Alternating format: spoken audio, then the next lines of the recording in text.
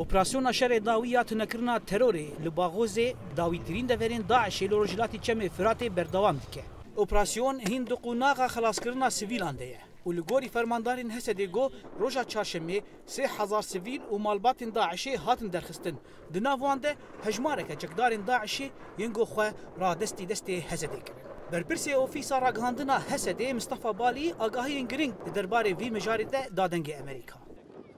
البته اول دروژن خباتن می درخستن رزگار کردن سیویل دوام دکه ده هجماری که مزن هات رزگار کردن هیروجی او خبات دوام دکه و هر جارجی امسر هیوی کو گروپ داوی به ام هیروجی دیسا بعی به همان هیوی لوی تفکر دکه ل چه ببیجی ام نچارن تکز بکن کو سیویل هندر باگوز نمابه Li gorî Hesedê gohîn di Baghozê de nêzîkî 1500 çekdar tev malbatê xwe hene û gumana Hesedê heye got dîlin di destê Daişê de jî li wê derê hebin. Li kêleka wan hejmareke ji sivîlan jî li gorî hîn agahiyan hîn di Baghozê de hene. Li gorî agahiyan got di heyama 15 rojan de 24 şervanên Hesedê yên di destê Daişê de dîl bûn hatin rizgar kirin. Berpirsê ofîsa ragihandina Hesedê Mustafa Balî balkişan ser got Hesedê heya dawî wê tedbîrên xelaskirina sivîlan û dîlin di destê Daişê de bigire.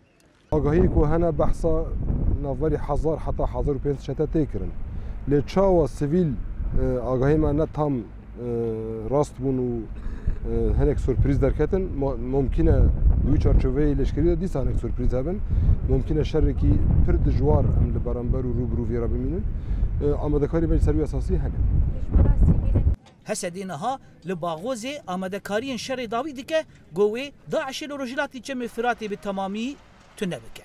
Li gorî hin agahiyên tekez got niha koalîsyona navneteweyî û Hesedê amadekariyên dawî ya ragihandina serkeftina dijî Daişê dikin. Zana Umer dengê Amerîka ji navçeya Dêra Zorê.